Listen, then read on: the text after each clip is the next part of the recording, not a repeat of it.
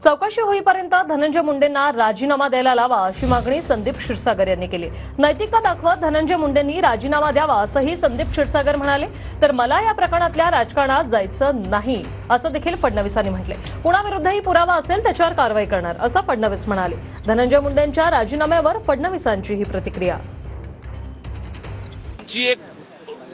प्रामाणिकपणे मागणी आहे आणि त्या कुटुंबाची मागणी आहे की 3-4 महिने जर हा गुन्हा फास्ट ट्रॅक वरती घेतला आणि जे कोणी गुन्हेगार आहेत ते समोर आणले तोपर्यंत धनंजय मुंडे साहेबांना राजीनामा द्यायला लावा आणि 3-4 महिन्यानंतर हे झाल्यानंतर परत शपथ घ्या ही आमची मागणी सुरुवातीपासून आहे। पालकमंत्रीपद हा सत्ताधारी पक्षांचा हा विषय आहे, पण हा गुन्हा पूर्णपणे लोकांसमोर जोपर्यंत येत नाही तोपर्यंत धनंजय मुंडे साहेबांनी राजीनामा द्यावा ही आमची मागणी आहे।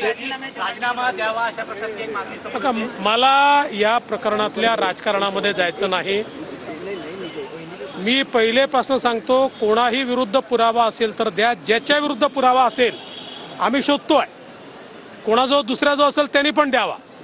पण माझ्याकरता स्वर्गीय संतोष देशमुख यांच्या हत्येला कारणीभूत लोकांना शिक्षा होणे हे महत्त्वाचं आहे।